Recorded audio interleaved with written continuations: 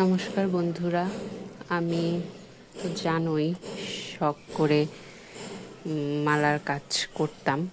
তো শখ থেকে এখন আমি এগুলো তো সেলও করি। তো এখানে পাবনাতে এসে আবার দুটো মালার অর্ডার পেয়েছিলাম, সেগুলো আমি আবার সেটিং করেছি।